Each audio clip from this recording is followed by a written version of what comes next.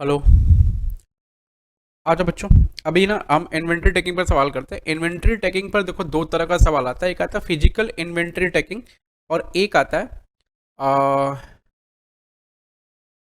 Trading account के हिसाब से बनाकर बैलेंसिंग फिगर इन्वेंट्री निकालना। ठीक है। तो इसमें टाइप वन आता है, type one problem. Basically type one problem जो होता है वो होगा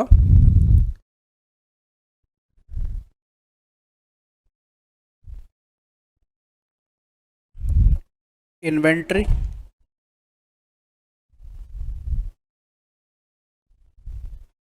कैलकुलेट मतलब finding inventory value through memorandum trading account. Type one problem में finding inventory value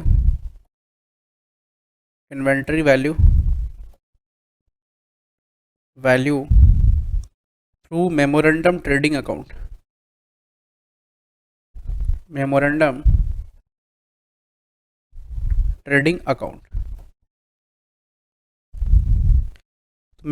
trading account के हिसाब से हमें इन्वेंट्री वैल्यू फाइंड आउट करनी होती है। इसमें जो सवाल है टाइप वन प्रॉब्लम ये आता है।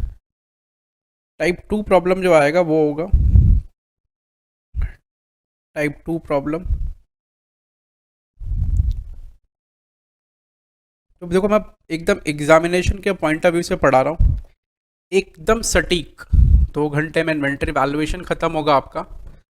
टाइप टू प्रॉब्लम जो होगा inventory reconciliation.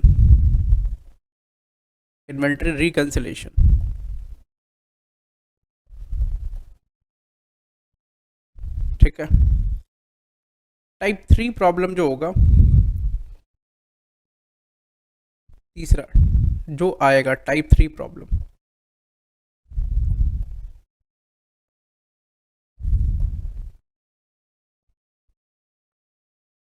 Correct net profit के ऊपर में प्रॉब्लम आएगा। Correct net profit calculation and inventory valuation. Correct net profit calculation and inventory valuation. ठीक है। तो ये तीसरा तरह का प्रॉब्लम आएगा। समझ रहे आप? तो मैं आपको बता दूं कि ये 3 तरह के प्रॉब्लम पूछते हैं। मैं तीनों कराऊंगा, सारे प्रॉब्लम कराऊंगा जो इंस्टीट्यूट के मैट में। ठीक है। सारे के सारे प्रॉब्लम एक भी नहीं छोड़ता मैं। तो पहले टाइप वन प्रॉब्लम मैं करा दूं इसमें। आ जाओ। मेमोरेंडम ट्रेडिंग अकाउंट के हेल्प से हम कैसे फाइंड आउट करेंगे कोई चीज़, मैं उस पर प्रॉब्लम करा देता हूँ। आइए जरा। और मैं बता रहा हूँ अगर कोई भी क्वेश्चन आया तो इसके बाहर से क्वेश्चन नहीं आना है। ठीक है। एकदम लिख के रख लो, आएंगे तो यही आएंगे, अदरवाइज नहीं आएगा। कि सारे के सारे एग्जाम्पल्स प्रॉब्लम हमने करे हैं। चलो प्रॉब्लम नंबर 4 में आना। प्रॉब्लम नंबर 4 ये क्या कहता है? कहता है कि from the following particulars ascertain the value of inventories as on 31 March 2017। बोला 31 मार्च 17 को आप इन्वेंट्री का वैल्यू फाइंड आउट करो। इन्वेंट्री का वैल्यू दे रखा है 1/4/16 को 1,42,500 रुपये। 1/4/16 को दे रखा है 1,42,500। ऐसा परचेज दे रखा है, manufacturing expense, selling expense, admin expense, financial charges, sales वगैरह दे रखा है। आपको पता क्या क्या आइटम आता है इन्वेंट्री के वैल्यूएशन में, क्या क्या आइटम नहीं आता, आपको अच्छे से पता है ये सब। तो कौन कौन से खर्चे आपको लेने, कौन कौन से नहीं लेने, आपको अच्छा पता है। सेलिंग एक्सपेंस नहीं आएगा, आपको बता चुके पहले। एडमिन एक्सपेंस नहीं आएगा, फाइनेंशियल चार्जेस नहीं आता, हमने पढ़ रखा है पहले ही, ये सब नहीं आएगा।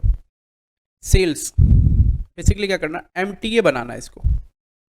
सेल्स 1245 बोल रहा है eight the time of valuing inventory on 31 मार्च 16।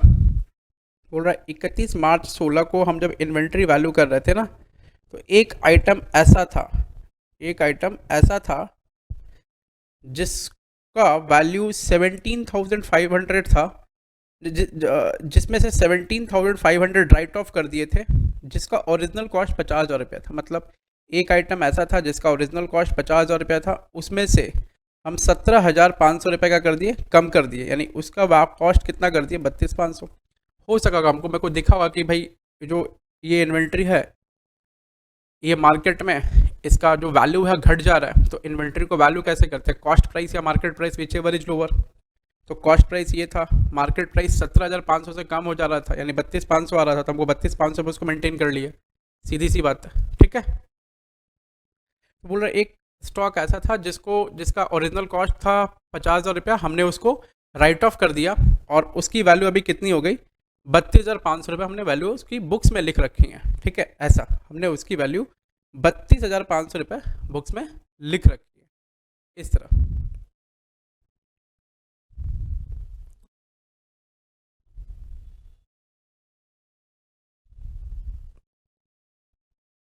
फिर वो कह रहा है यही सामान जो है ना बिक गया, कब, ड्यूरिंग द ईयर, कितने में बिक गया, 45,000 में बिक गया।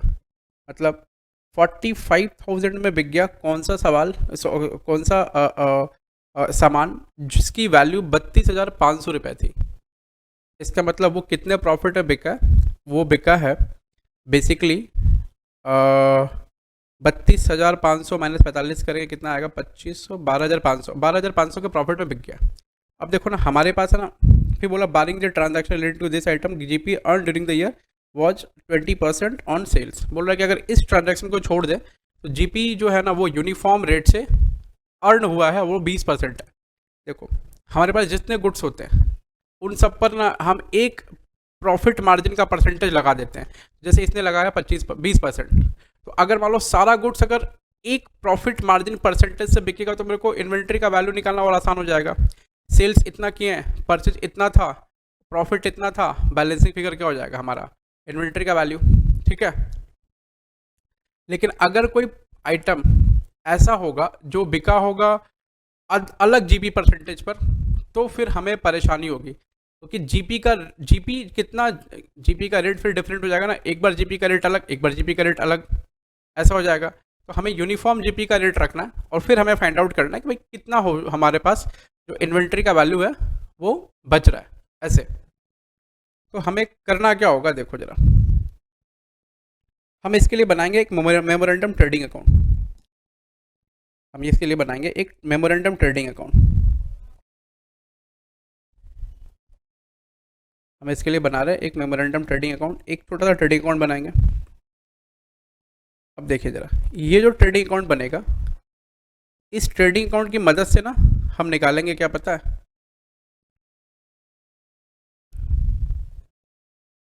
इस ट्रेडिंग अकाउंट की मदद से ना हम निकालेंगे, क्या पता है, इस ट्रेडिंग अकाउंट की मदद से हम निकालेंगे, इस ट्रेडिंग अकाउंट की मदद से हम निकालेंगे इन्वेंट्री का वैल्यू, क्लोजिंग इन्वेंट्री का वैल्यू। अब कैसे निकलेगा, देखो हम ये ट्रेडिंग अकाउंट जो बना रहे हैं ये कब से कब तक का बना रहे हैं, हम ये बना रहे हैं 31/3/2017, क्योंकि हमें जो सवाल में दे रखा है ना, हमें जो सवाल में दे रखा है 31 मार्च 17 को बनाने के लिए, तो हमें 31 मार्च 17 का ही फाइंड आउट करना। हम ओपनिंग बैलेंस लेते हैं, to opening stock, opening stock की वैल्यू कितनी है, ओपनिंग स्टॉक की वैल्यू 1,42,500 रुपये, तो 142,500। उसके बाद परचेज कितना है, 762,500, परचेज है 762,500, 762,500, परचेज हमारा है 762,500। इसको हम आउटर कॉलम में लिख सकते हैं। आप एक बार इस तरह के सवालों कर लेंगे फिर आपको कोई परेशानी नहीं होगी कभी सवालों करने में। मैन्युफैक्चरिंग एक्सपेंस है 1,50,000, तो ट्रेडिंग अकाउंट में मैन्युफैक्चरिंग एक्सपेंस आता है 1,50,000 मैन्युफैक्चरिंग एक्सपेंस है, टू मैन्युफैक्चरिंग एक्सपेंस 1,50,000।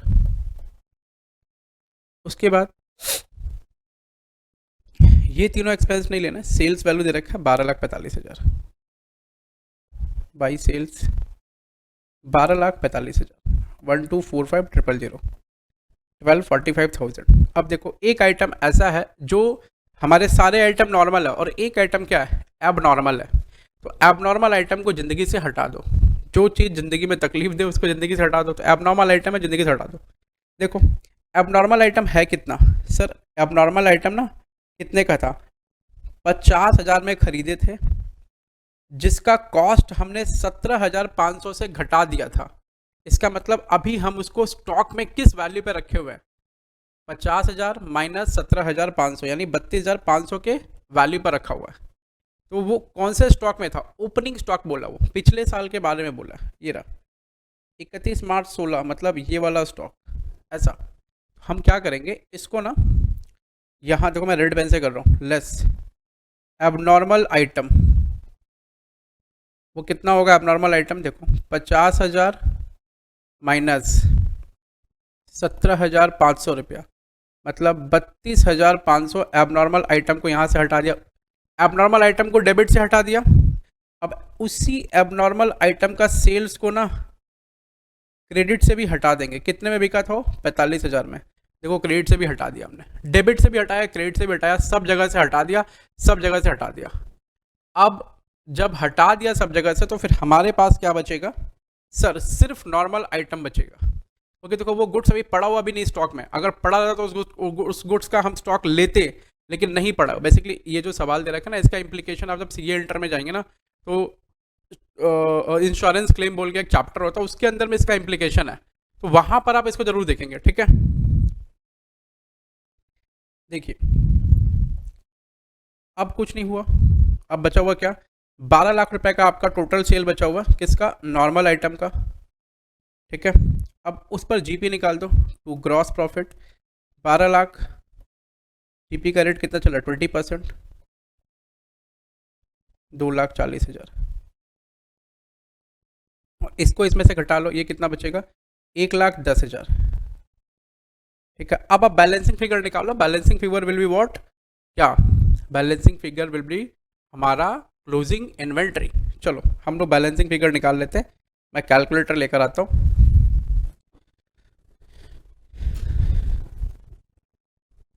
कोई तकलीफ नहीं आएगी, आप आराम से कर लेंगे, बस 2 बार प्रैक्टिस कर, भाई ये वीडियो देख लो ना यार, 2 बार वीडियो देख लो, 1.2 के स्पीड में देख लोगे, सब कुछ सब कुछ सब कुछ हो जाना, मैं लिटरली बोल रहा हूँ, कुछ नहीं छूटेगा।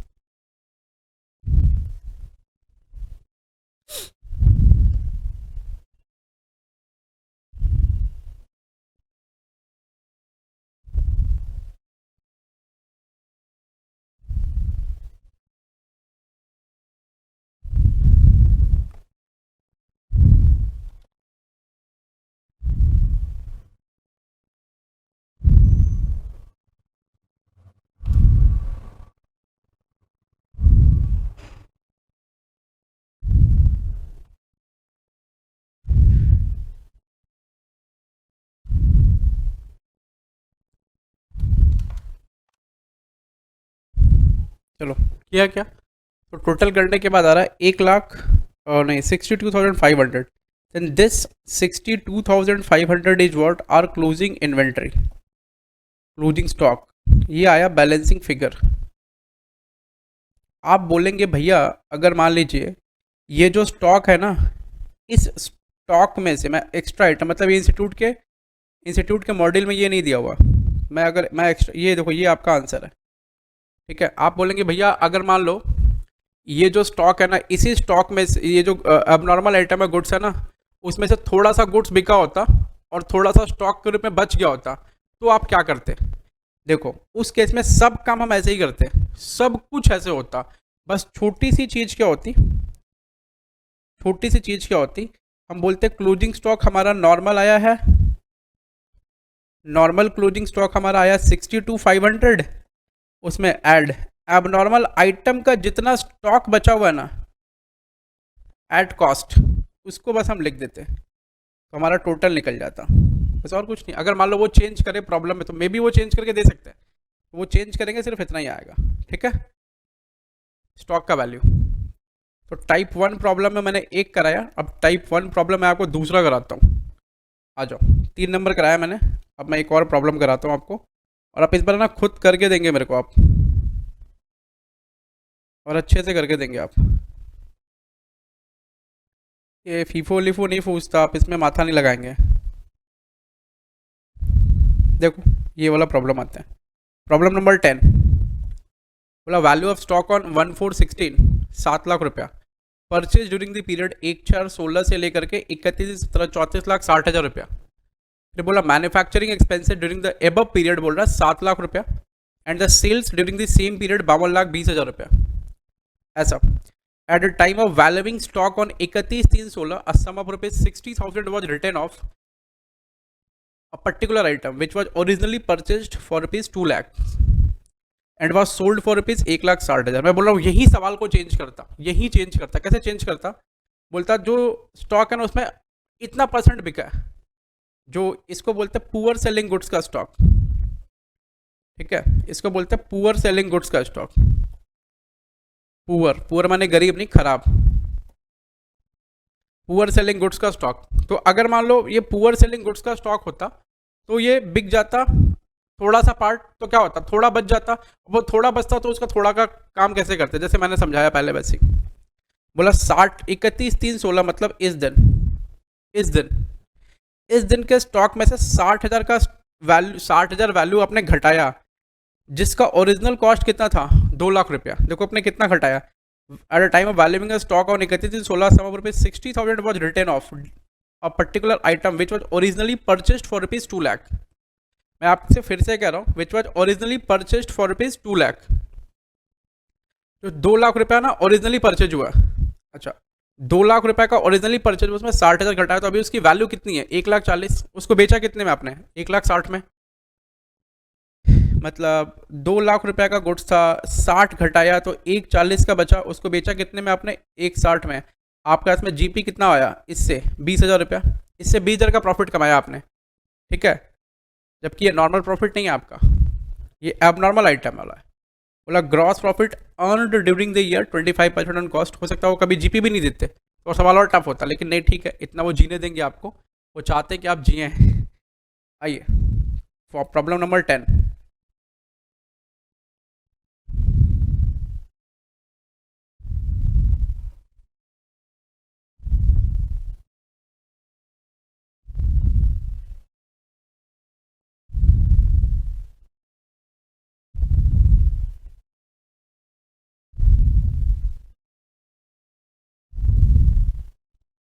चलो प्रॉब्लम नंबर 10 के लिए मैं एक काम करता हूँ, फिर से भी बनाता हूँ जो मैंने बनाया था। आइए मेमोरेंडम ट्रेडिंग अकाउंट, और आपको याद रखना है अब नॉर्मल आइटम को छोड़ देना है, मतलब जो चीज़ आपको ज़िंदगी में तकलीफ दे उसको छोड़ देना है। आओ जरा, यहाँ लिखेंगे मेमोरेंडम ट्रेडिंग अकाउंट।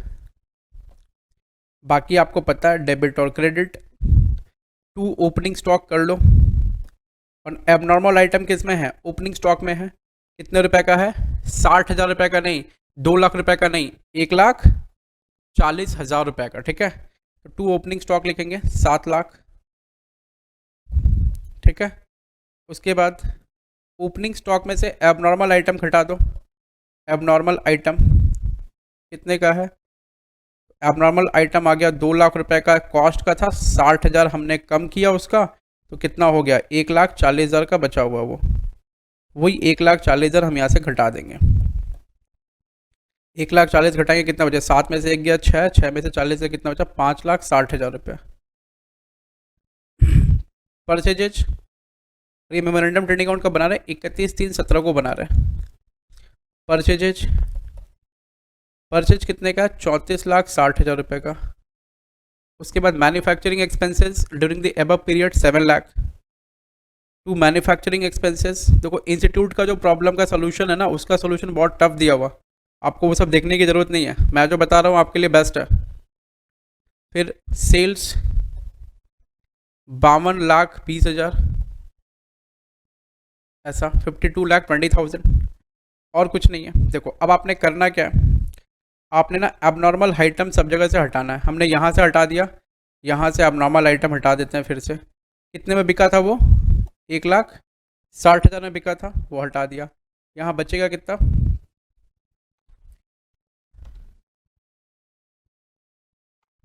5060, 5060 60 मतलब 50,60,000 ना। चलिए उसके बाद यहाँ जीपी निकाल लेंगे and closing stock will be what, balancing figure. तो 50,60,000 इनटू हाउ मच, 25%। बोलो कितना आ रहा है, इंटू 25% हमारा जीपी था, 12,65,000 रुपये आ रहा। 25%, ओहो, जीपी वॉज 25% ऑन कॉस्ट था, तो इसमें क्या करना पड़ेगा, 25% ऑन कॉस्ट मतलब देखो 25% ऑन कॉस्ट मतलब 1/4 ऑन कॉस्ट, तो 1/5 ऑन एसपी सेलिंग प्राइस। तो इस पे कितना लेंगे, 1/5 मतलब 20% लेंगे। तो ये 20% कितना आएगा, 5060 इंटू 20%, 10,12,000 रुपया, 10,12,000। ठीक है, अब इसको बैलेंस कर दीजिए, जो बैलेंसिंग फिगर आएगा वो आपका इन्वेंट्री का वैल्यू होगा। तो बाई क्लोजिंग स्टॉक कितना आ रहा है, 560 प्लस 3460 प्लस 700 प्लस 1012 माइनस 5060 672। तो ये क्लोजिंग स्टॉक कितना हो गया बेटा, 6,72,000 रुपये। This is balancing figure. अब इंस्टीट्यूट का सोल्यूशन अगर आप देखेंगे ना तो फिर आपको बहुत तकलीफ होगी, बहुत पीड़ा होगी, और इतनी तकलीफ और पीड़ा आपको ना हो इसलिए हमने ये सोल्यूशन आपको करा दिया। ठीक है, तो चलें आप